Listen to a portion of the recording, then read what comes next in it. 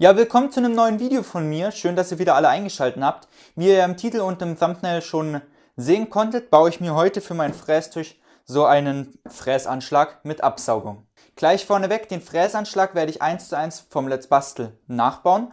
Das heißt, die Leute, die das Video schon gesehen haben, müssen sich selbst jetzt entscheiden, ob sie das Ganze anschauen oder nicht. Es wird nichts anderes, also ich werde nichts anders bauen als er. Für die anderen, die das Video von ihm noch nicht gesehen haben, beziehungsweise mich einfach sehen wollen, in einem Video mal wieder, bleibt gerne dran. Aber ansonsten, legen wir jetzt los.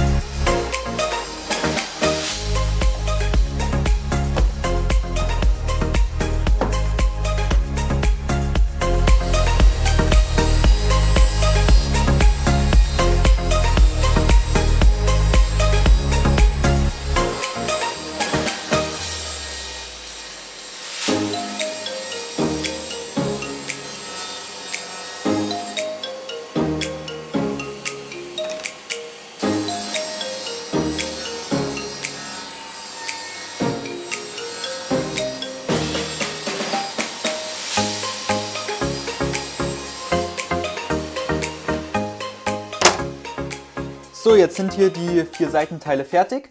Und da der Let's Bastel ja momentan das Gärungsleime nicht mehr erwähnt, werde ich das euch heute zeigen. Soll er nicht in Vergessenheit geraten. Man nimmt sich einfach hier eine Latte, die einfach gerade ist. Oder da kommt es jetzt gar nicht so drauf an, ob die gerade ist. Ihr könnt auch ein Aluminiumprofil oder irgendwas nehmen. Spannt die einfach nur fest, damit ihr hier einen Anschlag habt.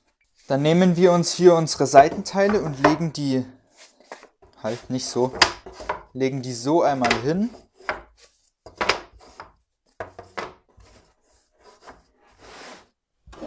Jetzt können wir uns hier so einen Winkel nehmen und durch das Rüberschieben sind dann alle gleich lang. Also sind die hier bündig. Das ist aber gar nicht so schlimm, wenn das nicht bündig ist. Das schneidet man wie gesagt später ab. Deswegen habe ich die auch länger gelassen. So. Dann nehmen wir das coole Gärungsklebeband. Das habe ich euch in der Videobeschreibung mal verlinkt. Machen wir uns jetzt einen ordentlichen Streifen mal ab. Das muss rangedrückt werden. Und kleben das Ganze jetzt hier miteinander oder zusammen. Einfach hier drüber. So, jetzt haben wir das. Und jetzt sehen wir, wir haben jetzt hier einen Scharnier. Und können das dann so klappen. Jetzt kommt hier Leim rein.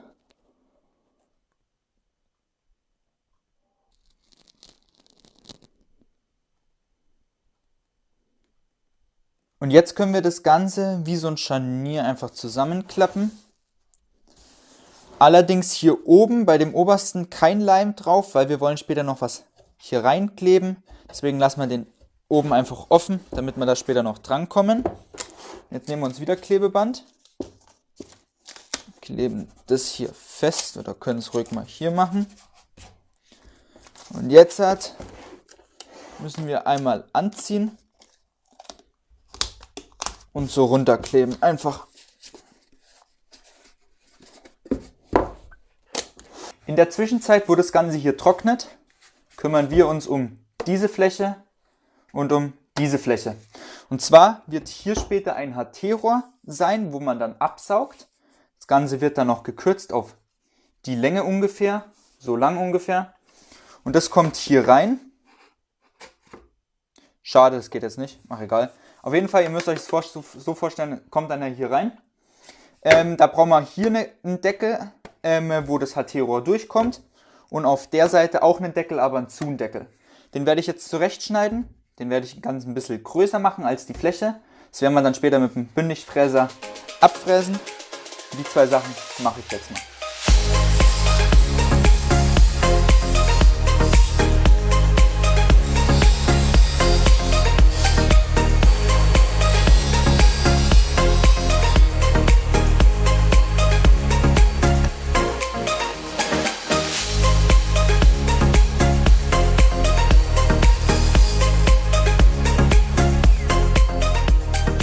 Gut, jetzt haben wir hier unsere zwei Deckel. Hier ist dieses 50 mm Loch drin. Ich habe jetzt nur nicht gezeigt, wie ich das gemacht habe. Braucht jetzt keine Angst haben, es ist nichts passiert. Ich habe das alles festgespannt. Da ist gar nichts passiert, nicht annähernd irgendwas. Ich habe nur gemerkt, so ein 50 mm Forstnerbohrer wäre ganz geil gewesen. Erstens, es wäre einfacher gegangen und zweitens, so ein 50 mm T-Rohr würde dann auch exakt durchgehen. Ich musste das jetzt noch per Hand ein bisschen nachschleifen. Geht jetzt ziemlich streng. Mal schauen, ob das auch später noch funktioniert. Genau.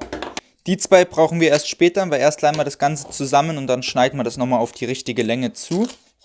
Jetzt machen wir das erstmal ab. So sieht das ja jetzt aus und jetzt kommt hier, dieses Holz kommt jetzt hier an eine Stelle. Die müssen wir aber jetzt erstmal finden. Ich habe den Anschlag mit Absicht jetzt erstmal so lang gemacht, weil ich den ja später noch zuschneide, damit die Kanten hier auf jeden Fall bündig sind. Wird aber später nur so lang sein wie dieses Metallding hier. Also dieses Aluminium-Ding meine ich. Jetzt werde ich das einfach hier so ein bisschen drüber legen. Können wir ja ruhig mittig, irgendwie so einfach. Und jetzt sehen wir, hier ist unser Fräser. Und wir müssen, wenn wir von der Seite hier absaugen, müssen wir nur bis hierhin absaugen. Da hinten, da kommt ja kein Staub hin. Und damit es da auch keine Verwirbelung oder so gibt, kommt halt hier ein Klotz rein, den machen wir einfach hier hin. Genau, ich nehme jetzt hier diese Mitte einfach. Der kommt dann hier rein. Jetzt leimen wir den noch fest.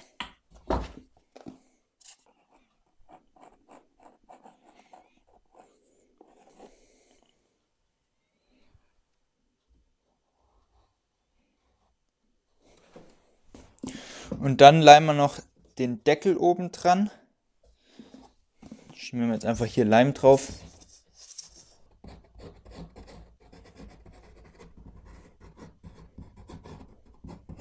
Können wir das Ganze zuklappen und wieder mit Klebeband fixieren.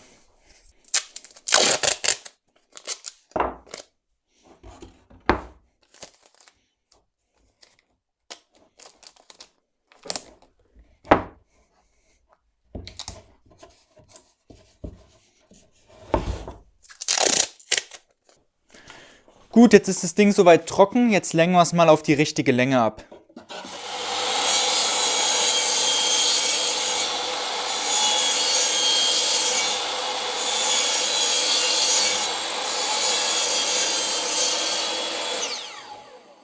Dann können wir jetzt hier schon diesen Deckel drauf leimen. Schaut auf jeden Fall darauf, dass ihr den Deckel auf die richtige Seite leimt.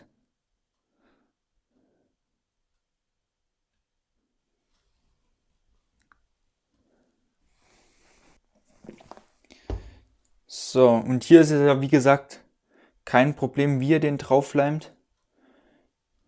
Also wenn er übersteht, das machen wir ja später dann bündig. Und als Beschwerung kommt hier einfach ein Stein drauf.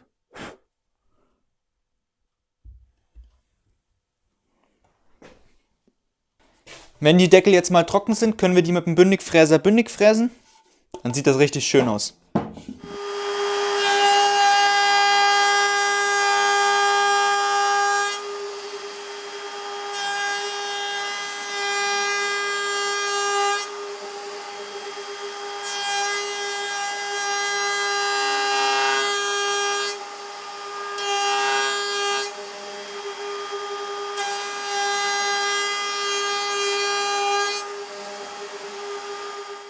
Gut, Leute, ich hoffe, ihr habt mittlerweile alle abonniert. Wer nicht, ja, der ist selbst dran schuld. Das kommt jetzt ab. Und jetzt gehen wir nochmal über die Kanten drüber mit einem Schleifpapier und machen das einfach alles mal so ein bisschen schön.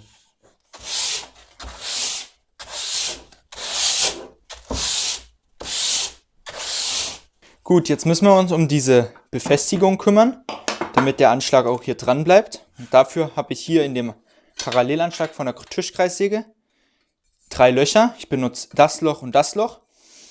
Da kommt dann später eine Gewindestange durch mit Knäuf, also mit so Griffen aus Holz, dass man das dann festzieht. Seht ihr dann noch alles. Jetzt müssen wir diese Löcher hier auf das hier übertragen. Und da ich jetzt nicht irgendwelche Stifte habe mit einer Spitze vorne in verschiedenen Größen, benutze ich jetzt einfach hier einen Bohrer, Das ist jetzt ein 9 mm Bohrer. Geht genauso. Der passt jetzt hier durch. Da musst du mal nur auf der anderen Seite das Loch finden, weil es innen drin hohl ist. Kleines Gefummle. Und wenn wir es dann haben, geben wir einen leichten Druck drauf. Und haben dann in dem Teil eine Spitze drin. So, diese Löcher werde ich jetzt als erstes mal mit einem 13 mm Bohrer 7 mm tief reinbohren. Dann mit einem 8 mm komplett durch und von der anderen Seite dann auch nochmal mit dem 13er 7 mm rein. Und warum das alles? Für die Leute, die es noch nicht gesehen haben, das Video vom Let's Bastel, das werdet ihr dann später sehen.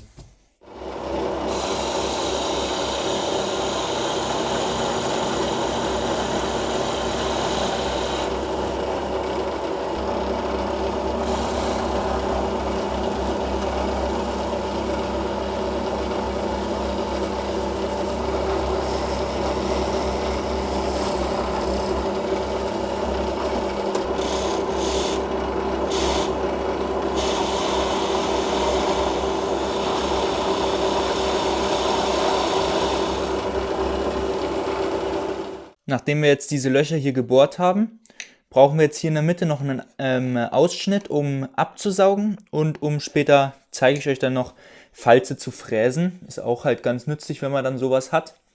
Dazu zeichnen wir uns jetzt einfach mal hier die Mitte an von dem Fräser.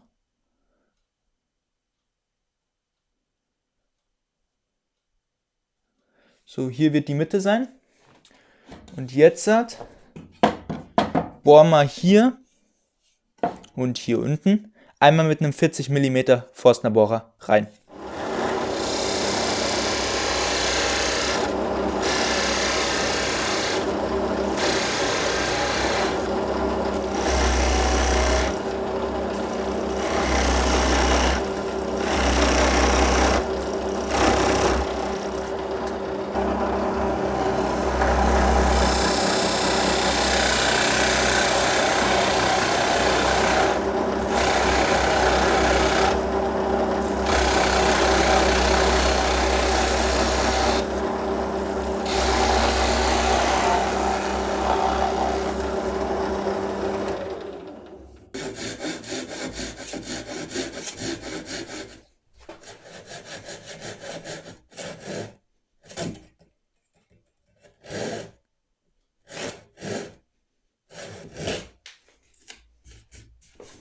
Ja, jetzt fehlt eigentlich nur noch dieses HT-Rohr hier oben, denn danach werde ich das Ganze streichen und dann können wir uns um diese Befestigungen hier kümmern.